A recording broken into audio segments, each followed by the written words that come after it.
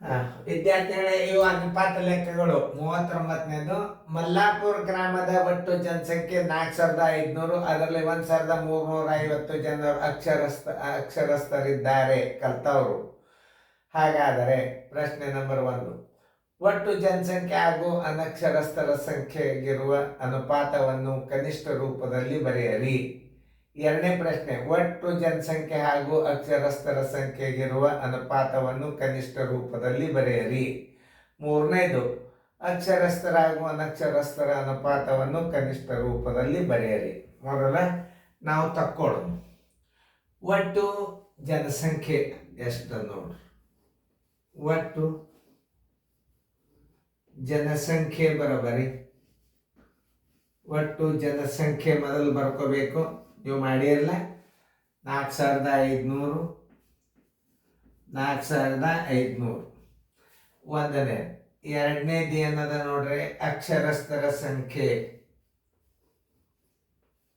ಅಕ್ಷರಸ್ಥರ ಸಂಖ್ಯೆ ಎಷ್ಟದ ತಗೋರಿ. ಬರೋಬ್ಬರಿ. ಅಕ್ಷರಸ್ಥರ ಸಂಖ್ಯೆ ಎಷ್ಟದ? 1350. 1350. ಒಟ್ಟು ಜನಸಂಖ್ಯೆದಾಗ ಅಕ್ಷರಸ್ಥರ ಸಂಖ್ಯೆಯನ್ನು ಕಳೆದ್ರಿ ಅಂದ್ರೆ ಅನಕ್ಷರಸ್ಥರ ಸಂಖ್ಯೆ ಬರ್ತಾವ. ಅದನ್ನು ತಿಳ್ಕೊಬೇಕು ಮೊದಲು. ಅನಕ್ಷರಸ್ಥರ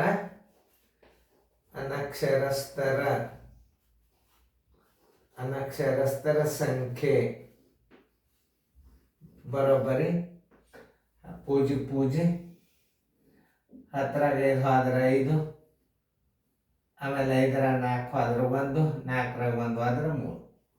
3150 ಅನಕ್ಷರಸ್ಥರು. ಇದನ್ನು ಮೊದಲು ತಿಳ್ಕೊಬೇಕು. ಒಟ್ಟು ಜನಸಂಖ್ಯೆ 4500 ಆಯ್ತು. ಅಕ್ಷರಸ್ಥರ ಸಂಖ್ಯೆ 1350 ಆಯ್ತು. ಅನಕ್ಷರಸ್ಥರ ಸಂಖ್ಯೆ ಅಂದ್ರೆ ಒಟ್ಟು ಜನಸಂಖ್ಯೆದಾಗ ಅಕ್ಷರಸ್ಥರ ಸಂಖ್ಯೆಯನ್ನು ಕಳೆದರಿ ಅಂತಂದ್ರೆ ಅನಕ್ಷರಸ್ಥರ ಸಂಖ್ಯೆ ಬರ್ತದ. ಪ್ರಶ್ನೆ ನಂಬರ್ 1 ಬಿಡಿಸೋದು. ಪ್ರಶ್ನೆ ನಂಬರ್ ಏನದ? ಒಟ್ಟು ಜನಸಂಖ್ಯೆ, ಅನಕ್ಷರಸ್ಥರ ಸಂಖ್ಯೆ. ಪ್ರಶ್ನೆ ನಂಬರ್ 1 ಏನ್ ಕೇಳ್ಯಾನ? ಒಟ್ಟು ಜನಸಂಖ್ಯೆ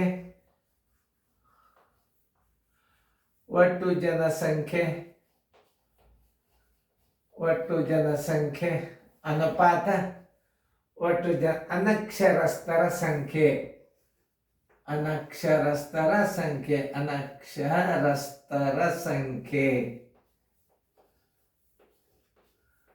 ಓಕೆ. ಒಟ್ಟು ಜನಸಂಖ್ಯೆ ಎಷ್ಟದ? 4500 ಅದ. ಅದಕ್ಕೆ ಅನುಪಾತ ಹಾಕ್ರಿ. ಅನಕ್ಷರಸ್ಥರ ಸಂಖ್ಯೆ ಎಷ್ಟು ಬಂದದ ನೋಡ್ರಿ? 3150 ಬಂದದ. ಕನಿಷ್ಠ ರೂಪಕ್ಕೆ ತರೋದಂದ್ರೆ ನೀವು ಮಾಸ ತೆಗಿಬೇಕು. ಏನ್ ತೆಗಿಬೇಕು? ಮಾಸ. ಇದೊಂದು 0 ತೆಗೀರಿ, ಇದೊಂದು 0 ತೆಗಿ.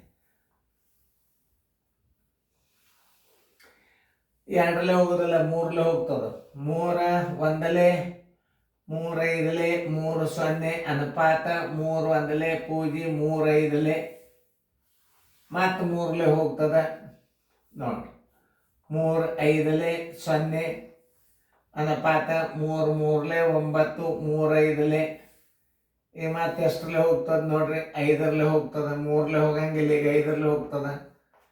5 10 50, 5 35. ಆನ್ಸರ್ ಇಸ್ ಈಕ್ವಲ್ ಟು 10 ಅನುಪಾತ 7. ಕನಿಷ್ಠ ರೂಪಕ್ಕೆ ತಂದ ಹೊರಗೆ ಹಚ್ಬೇಕು ನೀವು ನೋಡ್ರಿ. ಈಗ ನೀವು ತಿಳ್ಕೊಂಡ್ರೆ ಮುಂದಿನ ಮಾಡ್ರಿ. ಸ್ವಲ್ಪ ಇದೇ ಮಾದರಿ ಮೇಲೆ ಇರ್ತಾವ, ಮುಂದಿನ ಮಾಡಿ. ಗೆರಿಸಿದ.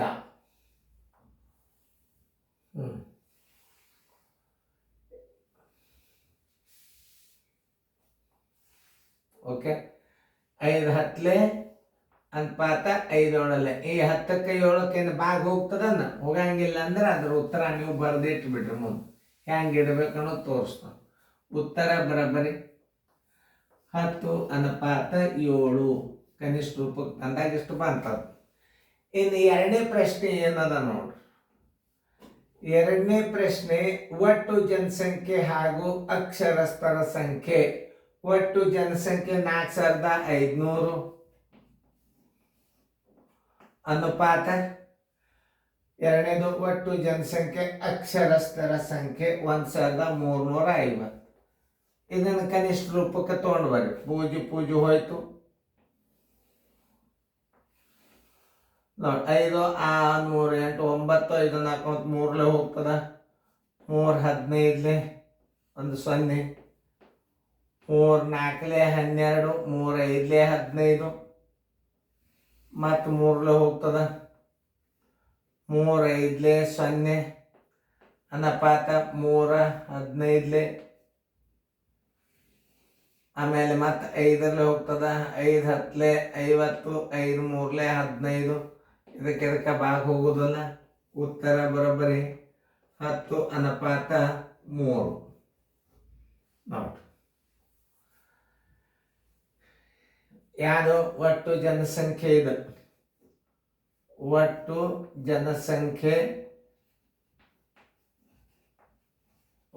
ಜನಸಂಖ್ಯೆ ಮತ್ತು ಅನುಪಾತ ಯಾವುದು?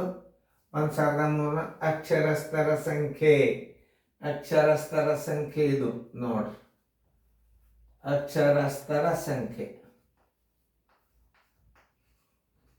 ತಪ್ಪಬಾರದು. ಅಕ್ಷರ 1300 ಇದು ಹೊತ್ತು 3 3 1 150 3 4 12 3 5 ಮತ್ತು 3 5 15 3 15 5 10 5 3 10 ಅನುಪಾತ 3. ಆಮೇಲೆ ಇನ್ನು 3ನೇ ಪ್ರಶ್ನೆ ಏನು ಕೇಳ? 3ನೇದು ಅಕ್ಷರಸ್ಥರು ಅನಕ್ಷರಸ್ಥರು. ಅಕ್ಷರಸ್ಥರು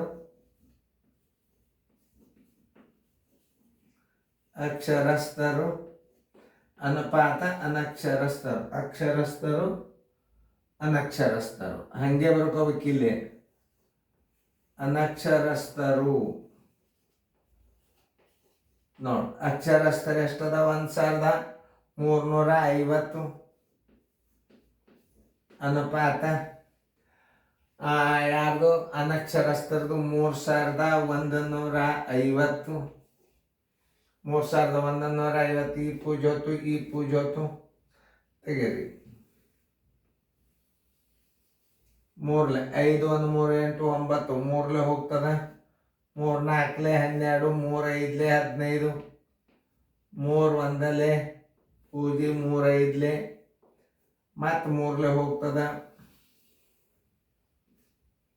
ಮತ್ತು 3 3 3 15 3 3 9 3 5 15.